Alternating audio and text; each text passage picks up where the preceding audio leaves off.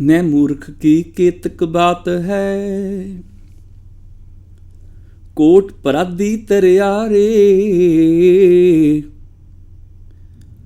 गुरु नानक जिन सुनिया पेखिया, से फिर गरभास ना परियारे। गुरु नानक जिन सुनिया पेखिया,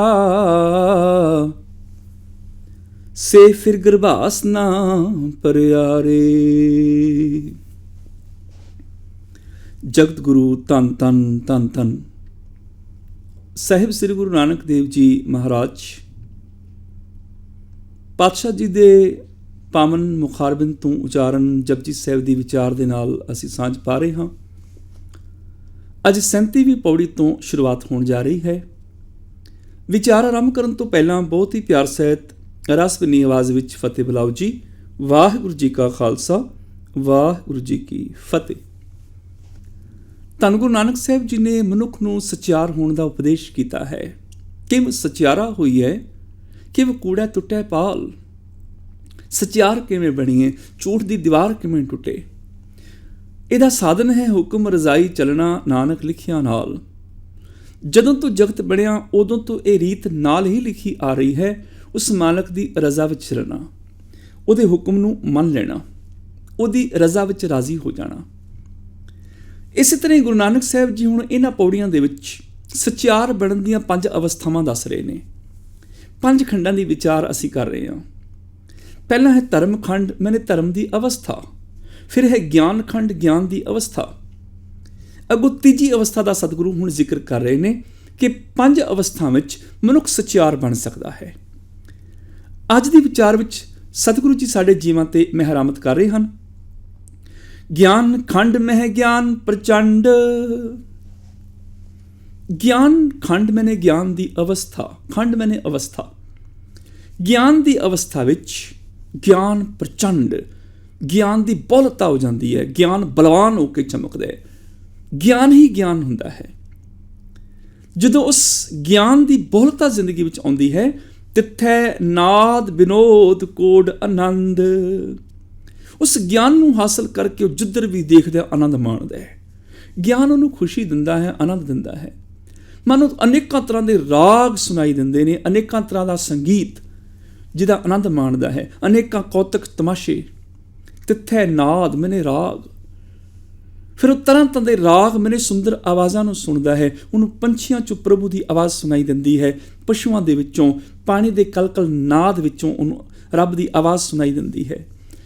ਪੰਛੀਆਂ ਦੇ ਮਿੱਠੇ ਬੋਲ ਉਹਨੂੰ ਨਾਦ ਸੰਗੀਤ ਪ੍ਰਤੀਤ ਹੁੰਦੇ ਨੇ। ਜਦੋਂ ਹਵਾ ਰੁਮਕਦੀ ਹੈ, ਹਵਾ ਦੀ ਆਵਾਜ਼ ਉਹਨੂੰ ਨਾਦ ਪ੍ਰਤੀਤ ਹੁੰਦੀ ਹੈ।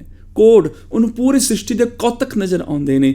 ਕਿਤੇ ਕਲਕਲ ਵਗਦੇ ਹੋਏ ਝਰਨੇ, ਕਿਤੇ ਬਰਫਾਂ ਲੱਦੇ ਪਹਾੜ, ਕਿਤੇ ਸੂਰਜ ਉਗ ਰਿਹਾ, ਕਿਤੇ ਡੁੱਬ ਰਿਹਾ, ਕਿਤੇ ਲਹਿਰਾਂ ਜਿਹੜੀਆਂ ਨੇ ਦਰਿਆ ਦੇ ਕਿਨਾਰਿਆਂ ਨਾਲ ਪੱਥਰਾਂ ਨਾਲ ਟਕਰਾ ਕੇ ਵਾਪਸ ਮੁੜਦੀਆਂ ਨੇ। ਉਹਦਾ ਨਾਦ, ਉਹਦਾ ਵਿਨੋਦ, ਉਹਦਾ ਕੌਤਕ, ਉਹਦਾ ਚੋਸ ਮਹਾਨ ਆਨੰਦ ਪੈਦਾ ਕਰਦੇ ਨੇ। ਅਨੇਕਾਂ ਕੋਡ ਮੈਨੇ ਕੋਤਕ ਆਨੰਦ, ਅਨੇਕਾਂ ਕੋਤਕ ਆਨੰਦ ਪੈਦਾ ਕਰਦੇ ਨੇ। ਪੂਰਾ ਸੰਸਾਰ, ਪੂਰੀ ਕੁਦਰਤ ਦੇ ਵਿੱਚ ਉਹਨੂੰ ਇੱਕ ਸੰਗੀਤ ਸੁਣਦਾ ਹੈ, ਇੱਕ ਸੁੰਦਰਤਾ ਨਜ਼ਰ ਆਉਂਦੀ ਹੈ। ਪੂਰਾ ਸੰਸਾਰ ਉਹਦੇ ਲਈ ਆਨੰਦਮਈ ਬਣ ਜਾਂਦਾ ਹੈ, ਜਿਹਨੂੰ ਅਸੀਂ ਕਹਿੰਦੇ ਹਾਂ ਹਰ ਕਾ ਬਾਗਰਾ ਹੋ ਜਾਂਦਾ ਹੈ। ਰੱਬ ਦਾ ਸੋਹਣਾ ਬਾਗ ਦਿਸਦਾ ਹੈ ਉਹਨੂੰ। ਇਹ ਉਹ ਅਵਸਥਾ ਹੈ ਗਿਆਨ ਦੀ, ਜਿਹਦੇ ਵਿੱਚ ਉਹ ਵਿਸਮਾਦੀ ਹੋ ਕੇ ਇਸ ਪੂਰੀ ਕੁਦਰਤ ਨੂੰ ਮਾਣਦਾ ਹੈ। ਕੁਦਰਤ ਦਾ ਗਿਆਨ ਉਹਨੂੰ ਹੋ ਜਾਂਦਾ ਹੈ। ਗੁਰੂ ਨਾਨਕ ਸਾਹਿਬ ਜੀ ਨੂੰ ਪੁੱਛ ਕੇ ਦੇਖੋ, ਸਤਿਗੁਰੂ ਪਾਤਸ਼ਾਹ ਆਖਦੇ ਨੇ ਜਦੋਂ ਅਸੀਂ ਕੁਦਰਤ ਵੱਲ ਦੇਖਦੇ ਹਾਂ, ਇਹ ਕੁਦਰਤ ਦਾ ਇੰਨਾ ਪਸਾਰਾ ਲੱਗਦਾ ਸਾਰੀ ਕੁਦਰਤ ਗਾ ਰਹੀ ਹੈ, ਨੱਚ ਰਹੀ ਹੈ, ਸੁਗੰਧੀ ਫੈਲਾ ਰਹੀ ਹੈ, ਹੱਸ ਰਹੀ ਹੈ, ਖਿੜੀ ਹੋਈ ਹੈ। ਇਹ ਪੂਰਾ ਅਸਮਾਨ ਇਸ ਤਰ੍ਹਾਂ ਲੱਗਦਾ ਜਿਵੇਂ ਥਾਲ ਹੋਵੇ ਤੇ ਮੈਨੂੰ ਜਿਵੇਂ ਕਿਸੇ ਨੇ ਰੱਬ ਦੀ ਪੂਜਾ ਕਰਨੀ ਹੋਵੇ। ਕੁਦਰਤ ਵੱਲ ਦੇਖਦਾ ਹੈ, ਰੱਬ ਦੀ ਪੂਜਾ ਕਰ ਰਹੀ ਹੈ, ਆਰਤੀ ਗਾ ਰਹੀ ਹੈ। ਅਸਮਾਨ ਰੂਪੀ ਥਾਲ ਦੇ ਵਿੱਚ ਸੂਰਜ, ਚੰਦਰਮਾ, ਦੀਵੇ ਪਏ ਹੋਏ ਨੇ। ਅਸੀਂ ਰਾਤ ਹਜ਼ਾਰਾਂ ਕਰੋੜਾਂ ਦੀਵੇ ਜਗਾ ਕੇ ਵੀ ਉਹਨਾਂ ਪ੍ਰਕਾਸ਼ ਨਹੀਂ ਪੈਦਾ ਕਰ ਸਕਦੇ। ਰੱਬ ਦਾ ਇੱਕੋ ਦੀਵਾ ਸਾਡੇ ਰਾਤਾਂ ਦੇ ਹਨੇਰੇ ਮੁਕਾ ਦਿੰਦਾ ਹੈ। ਸੂਰਜ, ਚੰਦਰਮਾ, ਦੀਵੇ ਪਏ ਹੋਏ ਨੇ। ਔਰ ਜਿੰਨੇ ਆਸਮਾਨ ਦੇ ਤਾਰੇ ਨੇ ਇੰਨੇ ਵਿਸਮਾਦਿਤ ਕਰਦੇ ਨੇ, ਹੀਰੇ ਮੋਤੀਆਂ ਵਾਂਗੂ ਚਮਕਦੇ ਪ੍ਰਤੀਤ ਹੁੰਦੇ ਨੇ, ਬੜੇ ਅਮੋਲਕ ਕੀਮਤੀ ਦਿਸਦੇ ਨੇ, ਜਿਵੇਂ ਮੰਨ ਲਓ ਕੀਮਤੀ ਮੋਤੀ ਥਾਲ 'ਚ ਰੱਖੇ ਹੋਏ ਹੋਣ। ਜਦੋਂ ਕਦੀ ਜੰਗਲਾਂ ਦੇ ਵਿੱਚ ਜਿੱਥੇ ਚੰਦਨ ਦੇ ਰੁੱਖ ਹੋਣ, ਉੱਥੋਂ ਹਵਾ ਚੰਦਨ ਦੇ ਪੇੜਾਂ ਨਾਲ ਟਕਰਾ ਕੇ ਚੱਲਦੀ ਹੈ, ਰੁਮਕਦੀ ਹੈ, ਸੁਗੰਧੀ ਚਾਰੋਂ ਤਰਫ ਫੈਲ ਜਾਂਦੀ ਹੈ। ਲੱਗਦਾ ਰੱਬ ਦੇ ਚਰਨਾਂ 'ਚ ਧੂਫ ਦੁਖੀ ਹੋਈ ਹੈ, ਕੁਦਰਤ ਸੁਗੰਧੀ ਦੇ ਰਹੀ ਹੈ। ਹਵਾ ਚੱਲਦੀ ਹੈ, ਮਨ ਨੂੰ ਕੁਦਰਤ ਚੌਰ ਕਰ ਰਹੀ ਹੈ ਉਸ ਪੂਰੀ ਕਾਇਨਾਤ ਵਿੱਚ ਵਸੇ ਹੋਏ ਰੱਬ ਦੇ ਉੱਪਰ। ਜਿੰਨੇ ਫੁੱਲ ਖਿੜੇ ਨੇ, ਲੱਗਦਾ ਮਾਲਕ ਦੇ ਚਰਨਾਂ 'ਚ ਚੜ੍ਹੇ ਹੋਏ ਨੇ, ਸੁਗੰਧੀ ਦੇ ਰਹੇ ਨੇ, ਖੂਬਸੂਰਤੀ ਦੇ ਰਹੇ ਨੇ। ਗਗਨ ਮੈ ਥਾਲ, ਰਵ ਚੰਦ ਦੀਪਕ ਬਣੇ। ਆਸਮਾਨ ਰੂਪੀ ਥਾਲ ਵਿੱਚ ਮਾਨੋ ਸੂਰਜ ਚੰਦਰਮਾ ਦੀਵੇ ਬਣੇ ਹੋਏ ਹਨ। ਤਾਰਕਾ ਮੰਡਲ ਜਨਕ ਮੋਤੀ, ਇਸ ਥਾਲ ਦੇ ਵਿੱਚ ਅਨੇਕਾਂ ਤਾਰੇ ਮੋਤੀਆਂ ਦੀ ਤਰ੍ਹਾਂ ਕੀਮਤੀ ਹੋ ਕੇ ਚਮਕਦੇ ਨੇ। ਧੂਪ ਮਲਿਆਨ ਲੋ, ਮੱਲੇ ਪਰਬਤ ਤੋਂ ਆਉਣ ਵਾਲੀ ਜਿਹੜੀ ਸੁਗੰਧ ਹੈ ਹਵਾ, ਮਾਨੋ ਧੂਫ ਤੁਖ ਰਹੀ ਹੈ। ਸਗਲ ਬਨਰਾਏ ਫੁਲੰਤ ਜੋਤੀ, ਜਿੰਨੀ ਬਨਸਪਤੀ ਫੁੱਲ ਖਿੜੇ ਹੋਏ ਨੇ, ਮਾਲਕ ਦੇ ਚਰਨਾਂ 'ਚ ਚੜੇ ਹੋਏ ਨੇ। ਕੈਸੀ ਆਰਤੀ ਹੋਏ, ਭਵਖੰਡਨਾ ਤੇਰੀ ਆਰਤੀ, ਕਿਹੋ ਜਿਹੀ ਤੇਰੀ ਅਦਭੁਤ ਆਰਤੀ ਹੋ ਰਹੀ ਹੈ। ਅਸੀਂ ਨਹੀਂ ਕਰ ਸਕਦੇ ਇਹ ਵਾਲੀ ਆਰਤੀ, ਸਾਡੇ ਕੋਲ ਸਮਰੱਥਾ ਨਹੀਂ। ਕੈਸੀ ਆਰਤੀ ਹੋਏ ਭਵਖੰਡਨਾ ਤੇਰੀ ਆਰਤੀ, ਅਨਹਤਾ ਸ਼ਬਦ ਬਜੰਤ ਭੇਰੀ। ਮਾਲਕਾ, ਐਡਾ ਖੂਬਸੂਰਤ ਸੰਸਾਰ, ਸਾਰਿਆਂ ਵਿੱਚੋਂ ਤੂੰ ਹੀ ਤੇ ਨਜ਼ਰ ਆ ਰਿਹਾ। ਜਦੋਂ ਗਿਆਨ ਆ ਜਾਂਦਾ ਹੈ, ਫਿਰ ਜਗਤ ਵਿੱਚੋਂ ਰੱਬ ਨਜ਼ਰ ਆਉਂਦਾ ਹੈ। ਜੋ ਦਿਸੈ ਸੋ ਤੇਰਾ ਰੂਪ। ਕੈਸੀ ਆਰਤੀ ਹੋਏ ਭਵਖੰਡਨਾ ਤੇਰੀ ਆਰਤੀ, ਅਨਹਤਾ ਸ਼ਬਦ ਬਜੰਤ ਭੇਰੀ। ਜਿੰਨੇ ਜੀਵਾਂ ਦੀਆਂ ਆਵਾਜ਼ਾਂ ਨਾਦ, ਮਾਨੋ ਤੇਰੀਆਂ ਆਵਾਜ਼ਾਂ ਆ ਰਹੀਆਂ ਨੇ। ਮਾਨੋ ਤੇਰੇ ਦਰਬਾਰ ਦੇ ਵਿੱਚ ਨਗਾੜੇ ਵੱਜ ਰਹੇ ਨੇ, ਭੇਰੀਆਂ ਤੂਤੀਆਂ ਵੱਜ ਰਹੀਆਂ ਨੇ। ਜੋ ਬੋਲਤ ਹੈ ਮ੍ਰਿਗ ਮੀਨ ਪੰਖੇਰੂ, ਸੋ ਬਿਨ ਹਰ ਜਾਪਤ ਹੈ ਨਹੀਂ ਹੋਰ। ਪਸ਼ੂ ਪੰਛੀਆਂ 'ਚੋਂ ਤੇਰੀ ਆਵਾਜ਼ ਸੁਣਾਈ ਦਿੰਦੀ ਹੈ, ਵਿਸਮਾਦਤ ਕਰ ਜਾਂਦੀ ਹੈ। ਸਭੈ ਘਟ ਰਾਮ ਬੋਲੇ, ਸਾਰਿਆਂ ਵਿੱਚੋਂ ਪ੍ਰਭੂ ਦੀ ਆਵਾਜ਼ ਸੁਣਾਈ ਦੇ ਰਹੀ ਹੈ। ਤੂੰ ਹੀ ਤੇ ਬੋਲ ਰਿਹਾ ਸਾਰਿਆਂ ਵਿੱਚੋਂ, ਹਰ ਥਾਂ ਤੇ ਤੂੰ ਹੀ ਤੇ ਹੈ। ਸਹਿਸ ਤਵ ਨੈਣ, ਨਨ ਨੈਣ ਹੈ ਤੁਹੇ ਕੋ। ਤੇਰੀ ਕੋਈ ਵਿਸ਼ੇਸ਼ ਅੱਖ ਥੋੜੀ ਹੈ, ਹਜ਼ਾਰਾਂ ਅੱਖਾਂ ਤੇਰੀਆਂ ਹੀ ਅੱਖਾਂ ਨੇ, ਸਾਰੀਆਂ ਅੱਖਾਂ 'ਚ ਤੂੰ ਹੀ ਤੇ ਦੇਖ ਰਿਹਾ ਹੈ। ਜਦੋਂ ਗਿਆਨ ਆ ਜਾਂਦਾ ਹੈ, ਉਦੋਂ ਹਰ ਜੀਵ ਦੇ ਵਿੱਚੋਂ ਰੱਬ ਦਿਸ ਜਾਂਦਾ ਹੈ। ਸਹਿਸ ਤਵ ਨੈਣ, ਨਨ ਨੈਣ ਹੈ ਤੁਹੇ ਕੋ। ਤੇਰੀ ਕੋਈ ਵਿਸ਼ੇਸ਼ ਅੱਖ ਨਹੀਂ, ਜੀਵਾਂ ਦੀਆਂ ਸਾਰੀਆਂ ਅੱਖਾਂ 'ਚ ਤੂੰ ਹੀ ਦੇਖ ਰਿਹਾ ਹੈ। ਸਦ ਸੁਣਦਾ, ਸਦ ਵੇਖਦਾ। ਸਹਿਸ ਮੂਰਤ ਨਨਾਇਕ ਤੋਂ ਹੀ, ਹਜ਼ਾਰਾਂ ਚਿਹਰੇ ਤੇਰੇ ਆਪਣੇ ਨੇ, ਤੇਰਾ ਕੋਈ ਵਿਸ਼ੇਸ਼ ਚਿਹਰਾ ਥੋੜੇ ਹੈ। ਜਿੰਨੇ ਜੀਵਾਂ ਦੇ ਚਿਹਰੇ ਨੇ, ਤੂੰ ਹੀ ਤੇ ਦੇਖ ਰਿਹਾ ਹੈ। ਜੇਤਾ ਰੂਪ ਕਾਇਆ ਤੇਰੀ। ਸਹਿਸ ਪਦ ਬਿਮਲ, ਪਦ ਮੈਨੇ ਪੈਰ, ਬਿਮਲ ਮੈਨੇ ਮੈਲ ਤੋਂ ਰਹਿਤ। ਮੈਂ ਕਿਹਨੂੰ ਕਵਾਂ ਇਹ ਨੀਚ ਆਦਮੀ, ਇਹ ਪਸ਼ੂ। ਜਿੰਨੇ ਪੈਰ ਤੇਰੇ ਪਵਿੱਤਰ ਚਰਨ ਨੇ, ਪਰ ਤੇਰਾ ਆਪਣਾ ਵਿਸ਼ੇਸ਼ ਪੈਰ ਥੋੜੇ ਕੋਈ। ਸਹਿਸ ਪਦ ਬਿਮਲ, ਨਨ ਏਕ ਪਦ, ਗੰਧ ਬਿਨ, ਤੂੰ ਨੱਕ ਤੋਂ ਬਿਨਾ ਹੈ। ਸਹਿਸ ਤਵ ਗੰਧ, ਭਾਵ ਤੇਰਾ ਵਿਸ਼ੇਸ਼ ਨੱਕ ਕੋਈ ਨਹੀਂ, ਹਜ਼ਾਰਾਂ ਨੱਕਾਂ ਤੇਰੀਆਂ ਆਪਣੀਆਂ ਨੱਕਾਂ ਨੇ। ਇਹ ਵਿਚਲਤ ਮੋਹੀ ਇੱਦਾਂ ਅਦਭੁਤ ਕੌਤਕ ਕਰ ਰਿਹਾ ਹੈ। ਇਹਨੂੰ ਆਖਦੇ ਨੇ ਤਿੱਥੈ ਨਾਦ ਵਿਨੋਦ ਕੋੜ ਆਨੰਦ। ਸਭ ਮੈਂ ਜੋਤ, ਜੋਤ ਹੈ ਸੋਏ, ਤਿਸਦਾ ਚਾਨਣ ਸਭ ਮੈਂ ਚਾਨਣ ਹੋਏ। ਤੇਰਾ ਵਿਸ਼ੇਸ਼ ਰੂਪ ਰੰਗ ਆਕਾਰ ਨਹੀਂ, ਕੁਦਰਤ ਹੀ ਤੇਰਾ ਰੂਪ ਸਰਗੁਣ ਰੂਪ ਹੈ। ਨਿਰਗੁਣ ਆਪ, ਸਰਗੁਣ ਵੀ ਉਹੀ, ਤੂੰ ਹੀ ਫੈਲਿਆ ਹੋਇਆ ਹੈ। ਸਰਗੁਣ ਨਿਰਗੁਣ ਨਿਰੰਕਾਰ, ਸੁਨ ਸਮਾਧੀ ਆਪ ਹੀ ਸਰਗੁਣ ਰੂਪ ਹੋ ਕੇ ਫੈਲਿਆ ਹੈ। ਅਵਿਕਤੋ ਨਿਰਮਾਇਲ ਉਪਜੇ, ਨਿਰਗੁਣ ਤੇ ਸਰਗੁਣ ਥੀਆ, ਆਪਣੇ ਆਪ ਨੂੰ ਤੂੰ ਆਪ ਹੀ ਸਰਗੁਣ ਰੂਪ ਹੋ ਕੇ ਫੈਲਾਇਆ ਹੈ। ਆਹੀ ਤੇ ਤੇਰਾ ਰੂਪ ਹੈ। ਤੇਰੇ ਬੰਕੇ ਲੋਇਣ, ਜਿੰਨੀਆਂ ਜੀਵਾਂ ਦੀਆਂ ਸੋਹਣੀਆਂ ਅੱਖਾਂ ਨੇ, ਤੇਰੀਆਂ ਸੋਹਣੀਆਂ ਅੱਖਾਂ ਨੇ। ਦੰਤ ਰਿਸਾਲਾ, ਜਿੰਨੇ ਜੀਵਾਂ ਦੇ ਸੋਹਣੇ ਦੰਦ, ਤੇਰੇ ਦੰਦ ਚਮਕ ਰਹੇ ਹਨ। ਸੋਹਣੇ ਨੱਕ, ਇੱਥੇ ਵਿਸ਼ੇਸ਼ ਚਿਹਰੇ ਦੀ ਗੱਲ ਨਹੀਂ ਹੋ ਰਹੀ। ਕਿਸੇ ਮਨੁੱਖ ਦਾ ਨੱਕ ਇੱਕ ਹੁੰਦਾ, ਦੋ ਨਹੀਂ, ਚਾਰ ਨਹੀਂ। ਸੋਹਣੇ ਬਹੁਤੇ ਨੱਕਾਂ ਦੀ ਗੱਲ ਚੱਲ ਰਹੀ ਹੈ। ਨੱਕ ਇੱਕ ਹੁੰਦਾ ਤੇ ਨੱਕ ਦੇ ਕੱਕੇ ਨੂੰ ਔਂਕੜ ਆਣੀ ਸੀ। ਉੱਥੇ ਨੱਕ ਦਾ ਕੱਕਾ ਮੁਕਤਾ ਹੈ, ਬਹੁਵਚਨ ਹੈ। ਸੋਹਣੇ ਨੱਕ, ਜਿੰਨੇ ਜੀਵਾਂ ਦੇ ਨੱਕ ਨੇ ਉਹ ਤੇਰੇ ਸੋਹਣੇ ਨੱਕ ਨੇ। ਜਿਨ ਲੰਬੜੇ ਵਾਲਾ, ਜਿੰਨੇ ਜੀਵਾਂ ਦੇ ਲੰਮੇ ਕੇਸ ਤੇਰੇ ਤੇ ਲੰਮੇ ਕੇਸ ਨੇ। ਤੂੰ ਹੀ ਤੇ ਫੈਲਿਆ ਹੋਇਆ ਹੈ। ਜਦੋਂ ਗਿਆਨ ਪ੍ਰਾਪਤ ਹੁੰਦਾ ਹੈ, ਉਦੋਂ ਕੁਦਰਤ ਵਿੱਚੋਂ ਕਾਦਰ ਦੇ ਦਰਸ਼ਨ ਹੁੰਦੇ ਨੇ। ਉਦੋਂ ਇਸ ਸਰਗੁਣ ਦੇ ਵਿੱਚੋਂ ਨਿਰਗੁਣ ਨਜ਼ਰ ਆ ਜਾਂਦਾ ਹੈ। ਉਦੋਂ ਫੁੱਲ ਦੇ ਵਿੱਚੋਂ ਸੁਗੰਧੀ ਵੀ ਮਾਣੀ ਜਾਂਦੀ ਹੈ। ਤਿੱਥੈ ਨਾਦ ਵਿਨੋਦ ਕੋੜ ਆਨੰਦ, ਉਸ ਅਵਸਥਾ ਵਿੱਚ ਅਨੇਕਾਂ ਰੱਬੀ ਰਾਗ ਨਾਦ ਕੌਤਕ ਤਮਾਸ਼ੇ ਉਹ ਸਾਰੇ ਨਜ਼ਰ ਆਉਂਦੇ ਨੇ। ਉਹਨਾਂ ਸਾਰਿਆਂ 'ਚੋਂ ਰੱਬ ਦਾ ਰੂਪ, ਉਹਦੀ ਤਾਕਤ ਦਿਸਦੀ ਹੈ। ਸ਼ਰਮ ਖੰਡ ਕੀ ਬਾਣੀ ਰੂਪ। ਹੁਣ ਤੀਜਾ ਖੰਡ, ਤੀਜੀ ਅਵਸਥਾ ਆ ਗਈ, ਸ਼ਰਮ ਖੰਡ। ਇੱਥੇ ਸ਼ਰਮ ਕਵਾਂਗੇ, ਸ਼ਰਮ ਦਾ ਅਰਥ ਹੁੰਦਾ ਹੈ ਲਾਜ, ਹਯਾ, ਲੱਜਾ, ਸ਼ਾਏ ਫੀਲ ਹੋਣਾ। ਇੱਥੇ ਸ਼ਰਮ ਨਹੀਂ, ਸ਼ਰਮ, ਰਾਰੇ ਤੇ ਅਧਕ ਲਾ ਕੇ ਦਬਾਅ ਪਾਉਣਾ ਪੈਣਾ। ਸ਼ਰਮ ਮੈਨੇ ਉਦਮ, ਮਿਹਨਤ, ਘਾਲਣਾ, ਮੁਸ਼ੱਕਤ। ਸ਼ਰਮ ਖੰਡ ਕੀ, ਭਾਵ ਉਦਮ ਦੀ ਅਵਸਥਾ ਦੀ, ਮਿਹਨਤ ਕਰਨ ਦੀ ਅਵਸਥਾ ਦੀ, ਜਿੱਥੇ ਮਿਹਨਤ ਸ਼ਰਮ ਕਰਨੀ ਹੈ, ਪਰਿਸ਼ਰਮ ਕਰਨਾ ਹੈ। ਜਿੱਥੇ ਬਾਣੀ ਬਣੇ ਬਨਾਵਟ, ਉਹਦੀ ਰੂਪ ਰੇਖਾ। ਉਦਮ ਦੀ ਅਵਸਥਾ ਦੀ ਰੂਪ ਰੇਖਾ ਕੀ ਹੈ? ਰੂਪ, ਸੁੰਦਰਤਾ, ਸੁਹੱਪਣ, ਖੂਬਸੂਰਤੀ। ਜਦੋਂ ਕੋਈ ਉਦਮ ਮਿਹਨਤ ਕਰਦਾ ਹੈ ਉਦੋਂ ਖੂਬਸੂਰਤ ਹੋਈ ਜਾਂਦਾ ਹੈ, ਸੋਹਣਾ ਬਣੀ ਜਾਂਦਾ ਹੈ, ਵਿਕਾਸ ਕਰੀ ਜਾਂਦਾ ਹੈ। ਉਦਮ ਦੀ ਅਵਸਥਾ ਦੀ ਬਣਾਵਟ ਖੂਬਸੂਰਤੀ ਹੈ। ਜਿਵੇਂ ਜਿਵੇਂ ਕੋਈ ਉਦਮ ਮਿਹਨਤ ਕਰਦਾ ਹੈ ਉਵੇਂ ਉਵੇਂ ਆਪਣੇ ਜੀਵਨ ਵਿੱਚ ਖੂਬਸੂਰਤ ਹੋਈ ਜਾਂਦਾ ਹੈ। ਇਹ ਕਿਵੇਂ ਹੁੰਦਾ ਹੈ? ਯਾਦ ਰੱਖਿਓ, ਕੋਈ ਮਨੁੱਖ ਬਦਸੂਰਤੀ ਨੂੰ ਪਸੰਦ ਨਹੀਂ ਕਰਦਾ, ਹਰ ਕੋਈ ਖੂਬਸੂਰਤੀ ਸੁਹੱਪਣ ਨੂੰ ਪਸੰਦ ਕਰਦਾ ਹੈ। ਔਰ ਅਧੂਰੀ ਚੀਜ਼ ਖੂਬਸੂਰਤ ਨਹੀਂ ਹੁੰਦੀ। ਜੇ ਖੂਬਸੂਰਤ ਕਰਨੀ ਤੇ ਚੀਜ਼ ਪੂਰੀ ਕਰਨੀ ਪਏਗੀ। ਕਿਸੇ ਨੇ ਕਮੀਜ਼ ਪਾਈ ਹੋਵੇ, ਇੱਕ ਬਾਂਹ ਹੋਵੇ, ਦੂਜੀ ਨਾ ਹੋਵੇ, ਉਹ ਚੰਗੀ ਨਹੀਂ ਲੱਗੇਗੀ। ਕਿਸੇ ਨੇ ਘਰ ਬਣਾਇਆ ਹੋਵੇ, ਅਧੂਰਾ ਹੋਵੇ, ਦੀਵਾਰਾਂ ਹੋਣ, ਛੱਤ ਨਾ ਪਾਈ ਹੋਵੇ, ਦਰਵਾਜ਼ੇ ਬਾਰੀਆਂ ਨਾ ਲੱਗੇ ਹੋਣ, ਉਹ ਘਰ ਸੋਹਣਾ ਨਹੀਂ ਲੱਗੇਗਾ। ਅਧੂਰੀ ਚੀਜ਼ ਕਿਸੇ ਨੂੰ ਚੰਗੀ ਨਹੀਂ ਲੱਗਦੀ। ਜਦੋਂ ਪੂਰੀ ਹੁੰਦੀ ਉਦੋਂ ਬੜੀ ਸੋਹਣੀ ਲੱਗਦੀ ਹੈ। ਘਰ ਪੂਰਨ ਤਿਆਰ ਹੋ ਗਿਆ, ਪੇਂਟ ਹੋ ਗਿਆ ਤੇ ਬੜਾ ਸੋਹਣਾ ਲੱਗਦਾ ਹੈ। ਕੱਪੜੇ ਬਿਲਕੁਲ ਪੂਰੇ ਤਿਆਰ ਹੋ ਕੇ ਪਾਏ ਹੋਣ, ਬੜੇ ਸੋਹਣੇ ਲੱਗਦੇ ਨੇ। ਇਸੇ ਤਰ੍ਹਾਂ ਜਦੋਂ ਕੋਈ ਉਦਮ ਕਰਕੇ ਆਪਣੇ ਜੀਵਨ 'ਚ ਸੰਪੂਰਨਤਾ ਪੈਦਾ ਕਰਦਾ ਹੈ ਉਦੋਂ ਖੂਬਸੂਰਤ ਹੁੰਦਾ ਹੈ। ਅਧੂਰਾ ਜੀਵਨ ਖੂਬਸੂਰਤ ਨਹੀਂ ਹੁੰਦਾ। ਇਹਨੂੰ ਪੂਰਨ ਕਰਨ ਵਾਸਤੇ ਉਦਮ ਕਰਨਾ ਹੀ ਪੈਂਦਾ ਹੈ, ਸ਼ਰਮ ਕਰਨਾ ਪੈਂਦਾ ਹੈ। ਤੇ ਸ਼ਰਮ ਦੀ ਬਣਾਵਟ, ਸ਼ਰਮ ਦੀ ਉਦਮ ਦੀ ਰੂਪ ਰੇਖਾ ਹੈ ਸੁੰਦਰਤਾ, ਖੂਬਸੂਰਤੀ। ਤੇ ਜਿੱਥੇ ਖੂਬਸੂਰਤੀ ਲਿਆਣੀ ਹੈ, ਜਿੱਥੇ ਸੰਪੂਰਨਤਾ ਲਿਆਣੀ ਹੈ, ਉੱਥੇ ਸ਼ਰਮ ਕਰਨਾ ਬੜਾ ਜ਼ਰੂਰੀ ਹੈ। ਜਿੱਥੇ ਘਰ ਸੋਹਣਾ ਬਣਾਉਣਾ ਹੈ ਉੱਥੇ ਘਰ ਨੂੰ ਮਿਹਨਤ ਨਾਲ ਪੂਰਾ ਕਰਨਾ ਬੜਾ ਜ਼ਰੂਰੀ ਹੈ। ਜਿੱਥੇ ਸਬਜ਼ੀ ਸਵਾਦ ਖਾਣੀ ਹੈ ਉੱਥੇ ਸਬਜ਼ੀ ਪੂਰੇ ਤਰੀਕੇ ਨਾਲ ਤਿਆਰ ਕਰਨੀ ਬੜੀ ਜ਼ਰੂਰੀ ਹੈ। ਅੱਧੀ ਕੱਚੀ ਸੜੀ ਸਬਜ਼ੀ ਜਿਹੜੀ ਸਵਾਦ ਨਹੀਂ ਲੱਗੇਗੀ, ਸੋਹਣੀ ਵੀ ਨਹੀਂ ਲੱਗੇਗੀ। ਜਿੱਥੇ ਕਵਿਤਾ ਦਾ ਰਸ ਮਾਣਨਾ ਹੈ ਉੱਥੇ ਕਵਿਤਾ ਪੂਰੀ ਲਿਖਣੀ ਪਏਗੀ। ਅਧੂਰੀ ਕਵਿਤਾ ਸਵਾਦ ਨਹੀਂ ਦਿੰਦੀ, ਅਧੂਰੀ ਕਹਾਣੀ ਸਵਾਦ ਨਹੀਂ ਦਿੰਦੀ। ਰਸ ਲੈਣਾ, ਸਵਾਦ ਲੈਣਾ, ਖੂਬਸੂਰਤੀ ਲੈਣੀ ਹੈ ਔਰ ਪੂਰੀ ਕਰਨੀ ਪਏਗੀ। ਇਸੇ ਤਰ੍ਹਾਂ ਜ਼ਿੰਦਗੀ ਨੂੰ ਖੂਬਸੂਰਤ ਕਰਨਾ ਹੈ, ਉਦਮ ਕਰਕੇ ਇਹਨੂੰ ਕੰਪਲੀਟ ਕਰਨਾ ਪਏਗਾ ਗੁਣਾਂ ਦੇ ਨਾਲ। ਉਦਮ ਕਰਕੇ ਹੀ ਅਸੀਂ ਸੰਪੂਰਨ ਹੋ ਸਕਦੇ ਹਾਂ, ਸੁੰਦਰ ਹੋ ਸਕਦੇ ਹਾਂ, ਵਿਕਾਸ ਕਰ ਸਕਦੇ ਹਾਂ।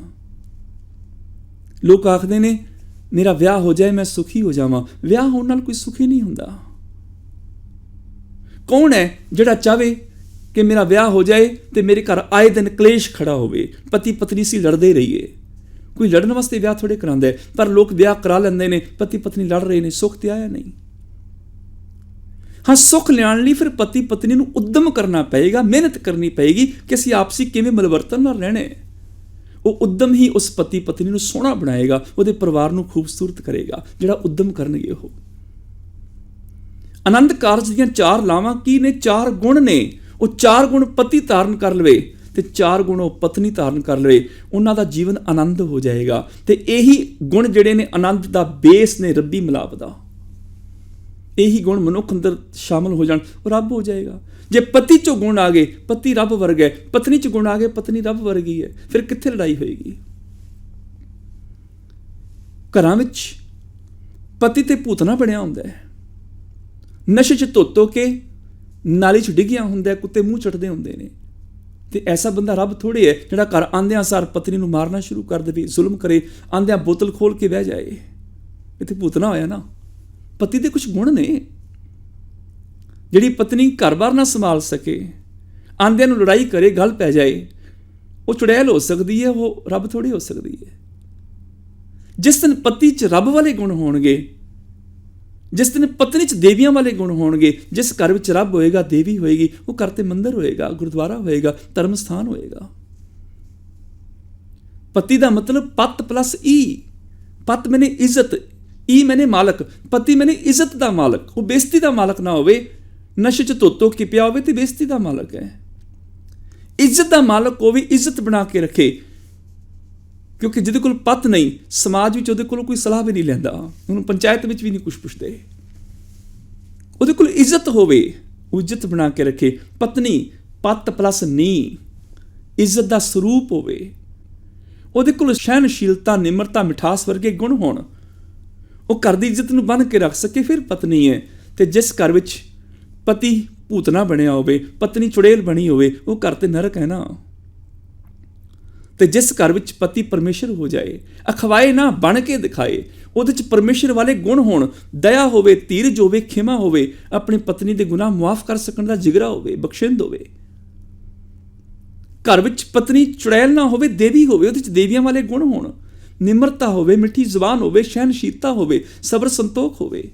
ਜਿਸ ਘਰ ਵਿੱਚ ਫਿਰ ਪਤੀ ਪਰਮੇਸ਼ਰ ਹੋ ਜਾਂਦਾ ਹੈ, ਪਤਨੀ ਦੇਵੀਆਂ ਵਾਲੇ ਦੈਵੀ ਗੁਣਾਂ ਵਾਲੀ ਹੋ ਜਾਂਦੀ ਹੈ, ਸਤ ਸੰਤੋਖ ਵਾਲੀ ਹੋ ਜਾਂਦੀ ਹੈ, ਉਹ ਘਰ ਰੱਬ ਦਾ ਘਰ ਹੋ ਜਾਂਦਾ ਹੈ। ਕੇਵਲ ਵਿਆਹ ਕਰਾਉਣ ਨਾਲ ਸੁੱਖ ਨਹੀਂ ਆਏਗਾ, ਉਦਮ ਕਰਨਾ ਪਏਗਾ। ਪਤੀ ਪਤਨੀ ਨੂੰ ਆਪਣੇ ਗੁਣ ਇੱਕ ਦੂਜੇ ਪ੍ਰਤੀ ਧਾਰਨ ਕਰਨੇ ਪੈਣਗੇ, ਇੱਕ ਦੂਜੇ ਪ੍ਰਤੀ ਆਪਣੇ ਫਰਜ਼ ਪੂਰੇ ਕਰਨੇ ਪੈਣਗੇ। ਜਦੋਂ ਉਦਮ ਕਰਨਗੇ, ਉਦੋਂ ਉਸ ਪਤੀ ਪਤਨੀ ਦੇ ਜੀਵਨ 'ਚ ਸੁੰਦਰਤਾ ਆ ਜਾਏਗੀ, ਉਹ ਗ੍ਰਸਤ ਸੋਹਣਾ ਲੱਗੇਗਾ। ਸ਼ਰਮ ਖੰਡ ਕੀ ਬਾਣੀ ਰੂਪ, ਉਦਮ ਦੀ ਬਣਾਵਟ ਸੁੰਦਰਤਾ ਪੈਦਾ ਕਰ ਦੇਗੀ, ਖੂਬਸੂਰਤੀ ਬਣਾ ਦੇਗੀ, ਉਹ ਘਰ ਸੋਹਣਾ ਲੱਗੇਗਾ। ਜਿਸ ਘਰ ਵਿੱਚ ਪਤੀ ਪਤਨੀ ਇਸ ਤਰ੍ਹਾਂ ਰਹਿੰਦੇ ਹੋਣਗੇ। ਹਰ ਕੋਈ ਚਾਹੁੰਦਾ ਮੇਰੇ ਘਰ ਬੱਚੇ ਹੋਣ, ਪਰ ਕੋਈ ਇਹ ਤਾਂ ਨਹੀਂ ਚਾਹੁੰਦਾ ਕਿ ਬੱਚੇ ਬੁਢਾਪੇ 'ਚ ਮੈਨੂੰ ਦੁੱਖ ਦੇਣ। ਕਿਉਂ ਦੇ ਰਹੇ ਨੇ? ਕਿਉਂਕਿ ਉਹਨਾਂ ਬੱਚਿਆਂ ਦੇ ਉੱਪਰ ਉਦਮ ਨਹੀਂ ਕੀਤਾ, ਉਹਨਾਂ ਨੂੰ ਗੁਣ ਨਹੀਂ ਸਿਖਾਏ ਜਿਹੜੇ ਸਿਖਾਣੇ ਸਨ।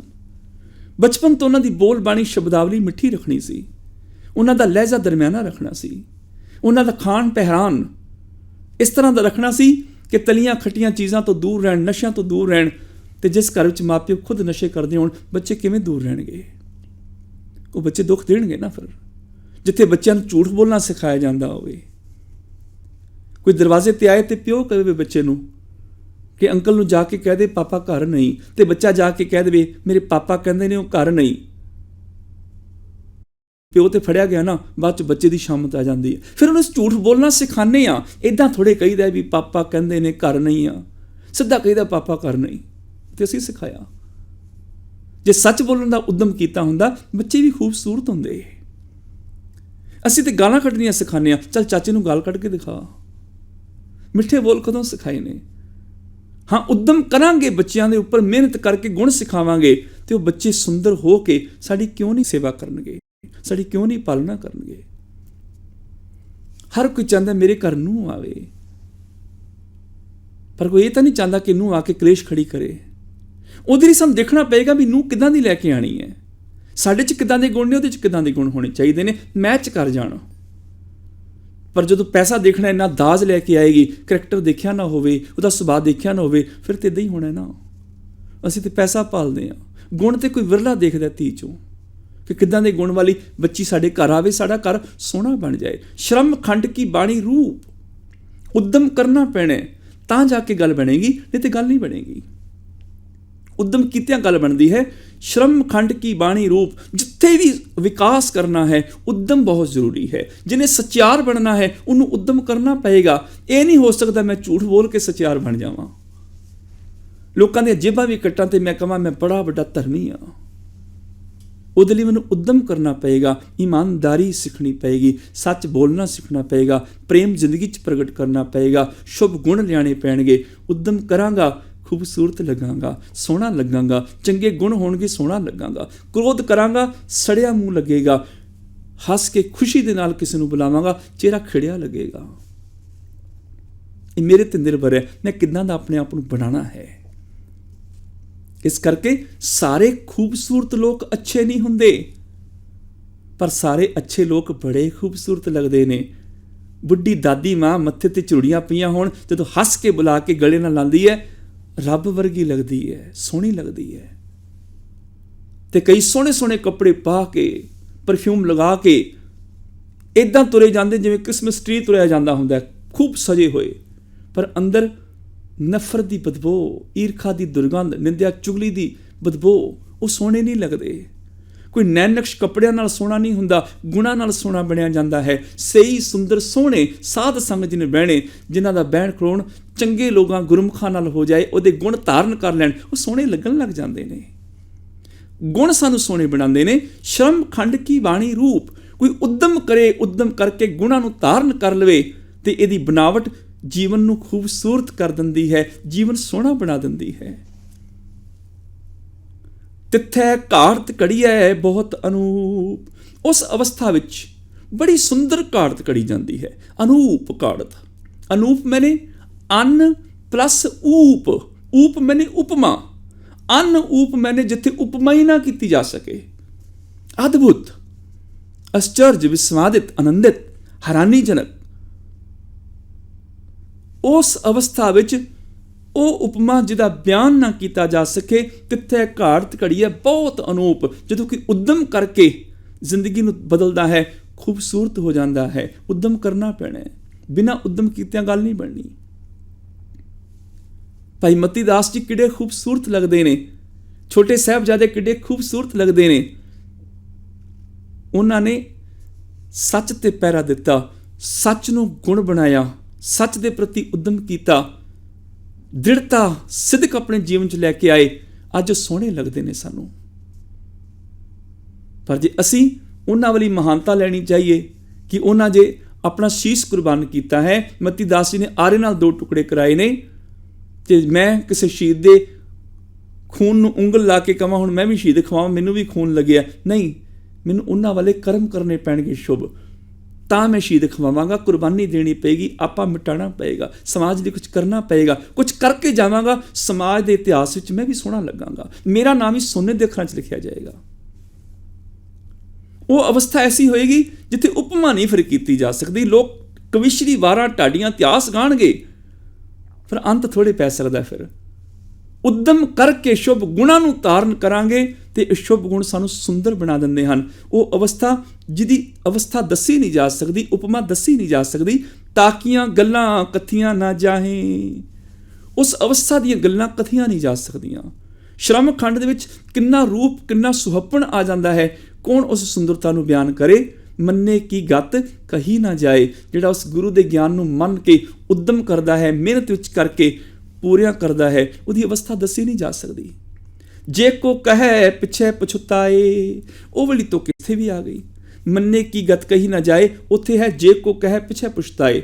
ਇੱਥੇ ਪੜ੍ਹਦੇ ਹਾਂ ਤਾਕੀਆਂ ਗੱਲਾਂ ਕਥੀਆਂ ਨਾ ਜਾਏ, ਜੇ ਕੋ ਕਹੈ ਪਿਛੇ ਪਛਤਾਏ। ਭਾਵ ਅਵਸਥਾ ਉਹ ਮੰਨਣ ਵਾਲੀ ਹੈ। ਜਦੋਂ ਗਿਆਨ ਨੂੰ ਮੰਨ ਕੇ ਕੋਈ ਉਦਮ ਕਰਕੇ ਧਾਰਦਾ ਆਪਣੀ ਜ਼ਿੰਦਗੀ ਵਿੱਚ, ਉਹਦੀ ਅਵਸਥਾ ਦੱਸੀ ਨਹੀਂ ਜਾ ਸਕਦੀ। ਕੋਈ ਦੱਸਣ ਦਾ ਯਤਨ ਕਰਦੇ ਨੂੰ ਪਛਤਾਵਾ ਹੁੰਦਾ ਹੈ। ਜਿੰਨੀ ਸਿਫਤ ਕਰਦਾ ਉਨੀ ਥੋੜ੍ਹੀ। ਤਿੱਥੇ ਘੜੀਐ ਸੁਰਤ ਮਤ ਮਨ ਬੁੱਧ। ਉਸ ਸ਼ਰਮ ਖੰਡ ਦੀ ਅਵਸਥਾ ਵਿੱਚ ਘਾੜਤ ਹੁੰਦੀ ਹੈ। ਉਦਮ ਕਰਾਂਗੇ ਤੇ ਕੋਈ ਚੀਜ਼ ਘੜੀ ਜਾਏਗੀ।